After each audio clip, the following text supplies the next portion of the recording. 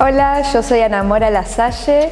Yo, Xiao Chen. Y estamos en la pieza rosa en el Museo Verde. Describir estas imágenes para mí es la inmensidad de un monte que en la profundidad y lo amplio que puede ser nos detenemos para ver los elementos más cercanos a nosotros y poder traducirlos con la observación, la simpleza de esos elementos vinculados y con una carga emocional que nos conecta.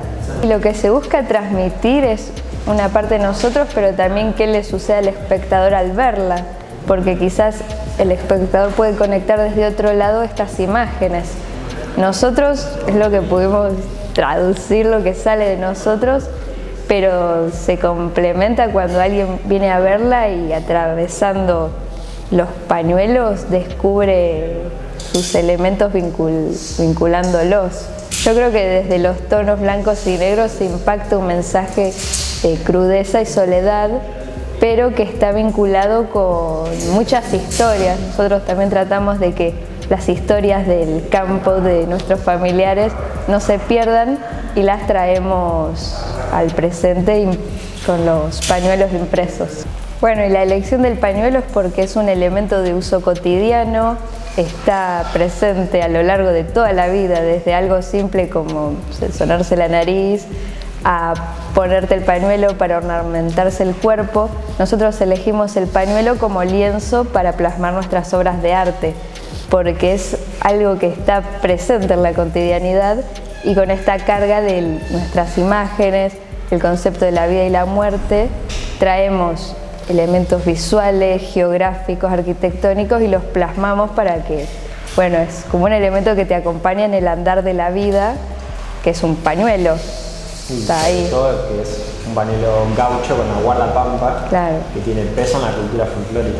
Resignificando esa guardapampa que no está solo en el campo, en la lejanía, lejos de la ciudad, puede estar presente desde otros lados. Y con la resignificación como más actual y urbana de la juventud, que no piensen que solo alguien grande puede usar un pañuelo gaucho, sino que puede estar presente porque es un símbolo argentino también, las guardas que representan nuestros orígenes. Lo primero que tuvimos que pensar es qué queremos comunicar y cómo, hacia dónde lo queremos llevar. Entonces, bueno, la principal idea fue, el lienzo va a ser un pañuelo, una tela. La tela la podemos estampar, la podemos decorar, está entre nosotros. Entonces, a través de nuestro concepto trash y pampeano, desarrollamos esta serie de imágenes que las organizamos en un laberinto para recorrer. Es una muestra inmersiva desde lo textil. Si bien cuando recorres tenés la cercanía de las telas, las estampas, ves lo cercano de ese mundo, que es quizás grotesco, hostil, un poco crudo, un poco oscuro, que te recorre y te abraza de una forma. ¿Y cómo llegamos a eso? Bueno, pensándonos en las historias nuestras, dónde estamos parados, cómo queremos representar a nuestra tierra, que es amplia, que está llena de secretos, de historias, y que las hemos traído a través de estos elementos vinculándolos. El folclore está representado a través de elementos de las guardas pampas, los elementos gauchos, los animales, las flores, los pumas, el piche. Son elementos que nos acompañan, que están presentes, entonces los necesitábamos traer, sí, volcar. Allá, en las costas de la laguna donde encontró sepulcro la inmensa turba líquida que bautizara al indio con el nombre de Chalideufú, habitaba la hermosa indígena llamada Urre. El cacique de las Pampas, genio varonil y fuerte, indómito de espíritu, incapaz de doblegar sus sentimientos ante ningún dolor, hacía frecuentes paseos a esa laguna, hasta que el destino puso ante sus ojos la belleza de Urre. Sus habituales paseos consiguieron que el amor despertara en el corazón del cacique, siendo pocos los cariños que pudieran compararse con los que él le poseía a Urre. Una tarde, Ambos se deslizaban por las buenas aguas de la laguna en una improvisada balsa ofrecida por el grueso tronco de un caldén, embriagados en las ternuras y el recobijo que el íntimo cariño les prodigaba, cuando una furiosa avalancha de agua da vuelta a la canoa, hundiéndolos en las profundidades de las olas. Era el Chalideufú, celoso, querido por el despojo que hiciera el indio de la diosa, constante custodia de sus orillas, se levantaba en ataque furioso contra su atrevido rival. En las luchas con las aguas, Urre había conseguido tomarse de la canoa, pudiendo volver a la orilla sin conseguir prestar auxilio al malogrado cacique. Desde entonces, tanto lloró Urre la ausencia de su amor, que en una noche la sorprendió la muerte en el borde de la laguna. Fueron tantas sus lágrimas que se convirtieron en espesa bruma que la rodeaba todas las mañanas. Por esa razón, la tribu de las Pampas la llamó Urrelauken, que quiere decir Laguna de las Brumas.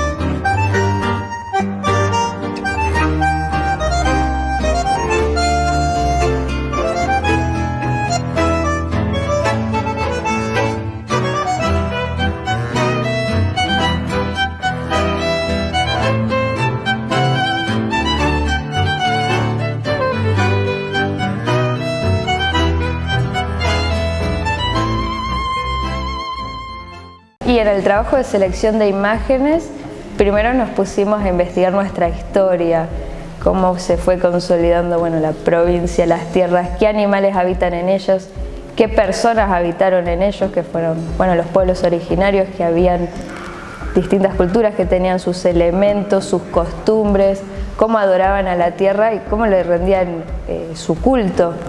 Fuimos a hacer un viaje al Iguel Calel, donde recopilamos fotos, donde necesitamos ir a lo profundo de nuestras tierras y observar, mirando tanto los guanacos, los ñandúes, las aves, observando hasta el detalle de las espinas, porque uno puede decir que es seco y árido, pero cada vegetación tiene un elemento particular que inspira. Cada hojita tiene su forma de sobrevivir con las adversidades del clima. Entonces eso nos llamó mucho la atención, y pensándonos quiénes estuvieron atrás. Hay obras que hablan de la subjetividad nuestra, de nuestras historias familiares vinculados con el pasado, y nosotros los traemos aquí con el presente para, bueno, no olvidarlo y rendirle un homenaje. En mi caso me di cuenta de que es muy profundo y no terminas nunca de aprender, tampoco vas a terminar nunca de apreciar todo lo lindo que hay en la Pampa. Hay un montón para apreciar, entonces este no va a ser el único proyecto así de diseños inspirados en la Pampa, porque es infinito. Y ahora que investigué mucho, digo, ¿dónde estoy parado? En la Pampa. Y sí, y a través de, bueno, estos descubrimientos, investigación, que hay aún muchos pueblos y lugares por ir a recorrer, poder observar obras que artistas pampeanos han hecho y han rendido culto, y no sé, culto no sé la palabra, que han rendido homenaje a los pueblos originarios, a costumbres. Y bueno, con la búsqueda de la investigación para realizar estas obras, como que nos quedamos con ganas de recorrer más, de buscar más. Nos surgen muchas preguntas que no tenemos respuestas, entonces está bueno seguir investigando, poder viajar, recorrer los pueblos, recorrer esos paisajes que parecen como vacíos, planos, de lejos los tonos se entremezclan, pareciera que no hay una vida que esté ahí, pero cuando te acercás y lo observás, descubrís un mundo muy inmenso. Yo creo que está muy bueno pararse a detener y buscar la historia de nuestra tierra, y sobre todo de artistas que también han hecho tributos, que dejaron su huella, y eso sirve para recuperarlo, poder abrazarlo y poder crear algo más para que quede y que esté en el transcurso de la vida. Y mi intención siempre es poder mostrar un poco más del chamamé para que la gente descubra lo lindo que es el chamamé, y también en nuestro caso descubra lo lindo que es la Pampa, que le llame la curiosidad que investigue.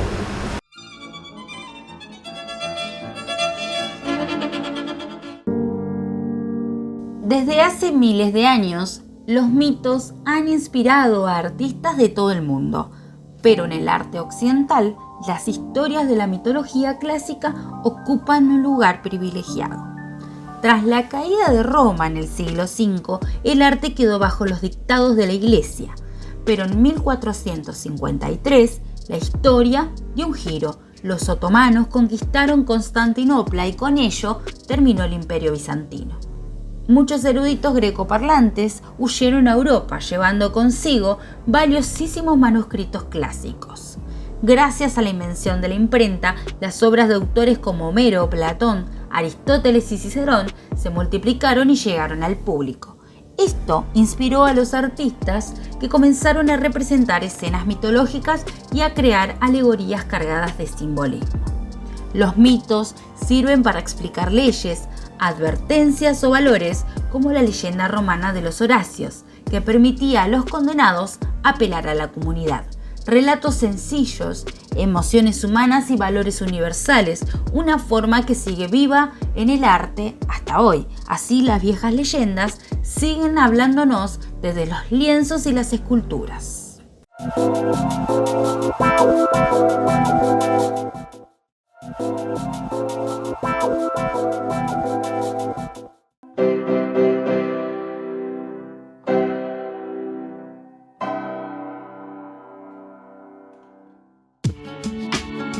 ¿Te imaginas desmayarte de hambre por estudiar ciencia?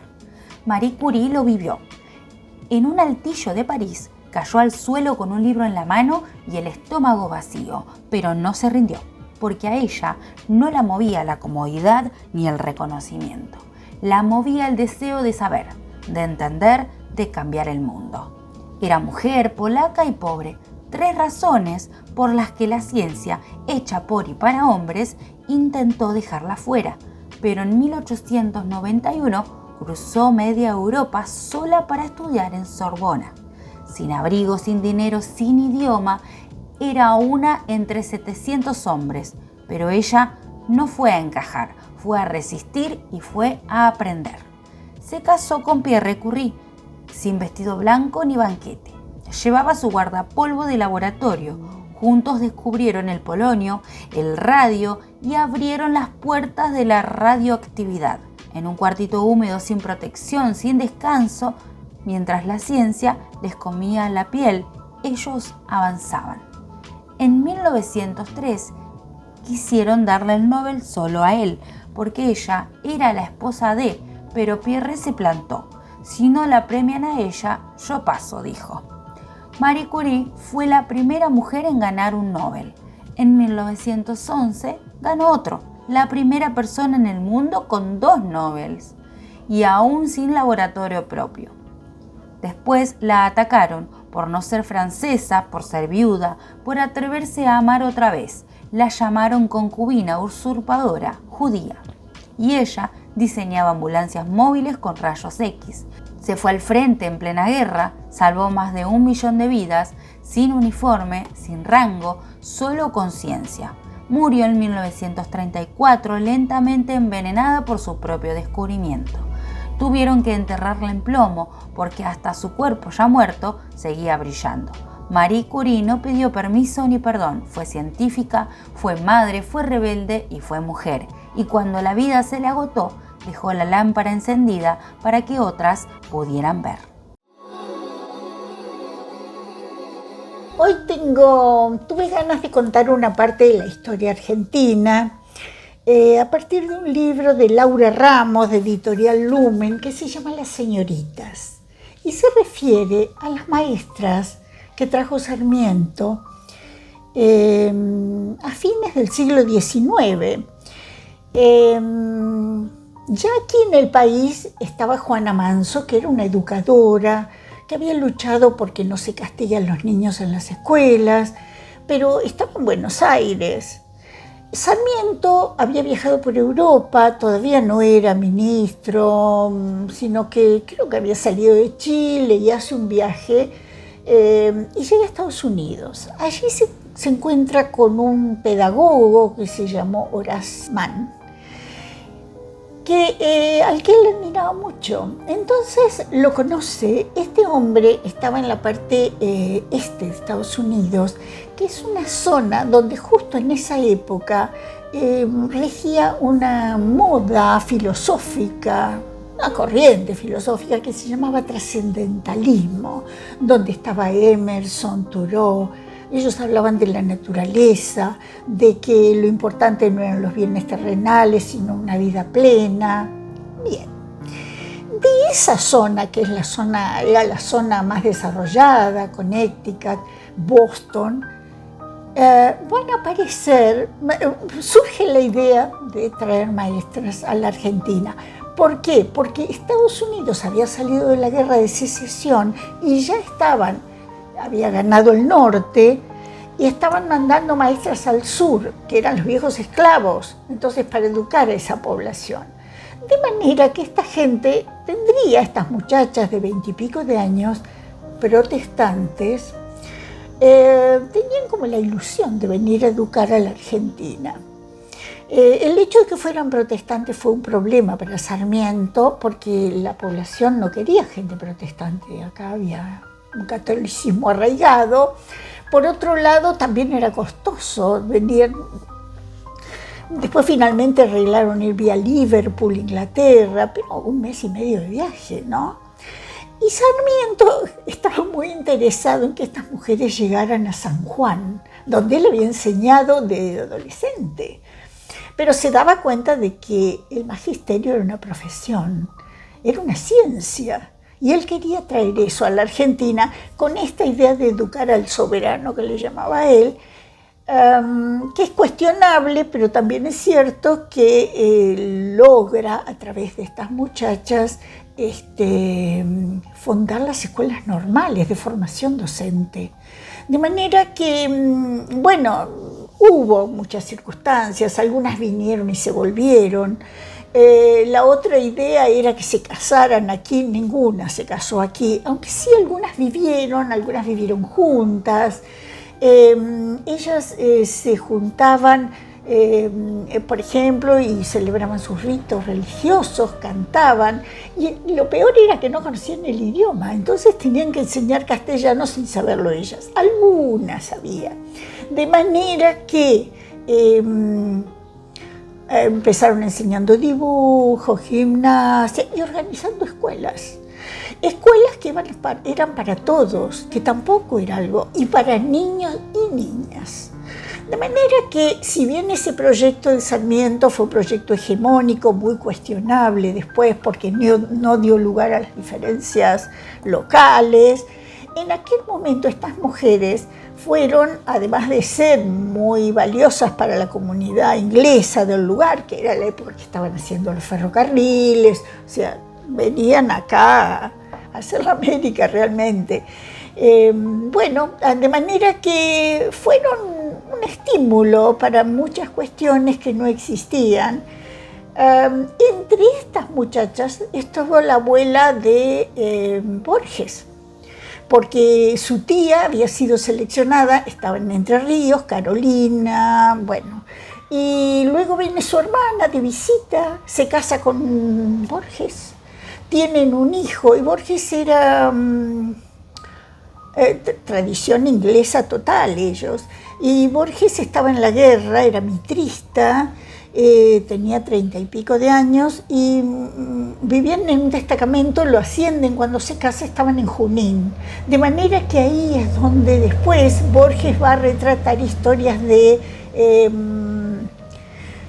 alguna gente indígenas o de gente originaria, de la cautiva de pelo rubio que le ofrecen volverse y ella no quiere porque dice que está bien con su cacique. Bueno, el asunto es que en una de estas luchas intestinas que había todo el tiempo, que por eso estas muchachas se volvían muchas, este hombre que era mitrista, sin embargo no obedece un alto en fuego, se expone y lo matan, 30 y pico de años. Entre sus dos hijos estaba el padre de Borges. Y bueno, de ahí viene esta tradición inglesa de Borges, que me parece una curiosidad interesante. Hubo otras muy valiosas en las provincias, no me las acuerdo a todas y no me pareció interesante traerles los nombres, pero sí están acá y vamos a fotografiarlas y así van a poder conocer un poco más. Bueno, gracias.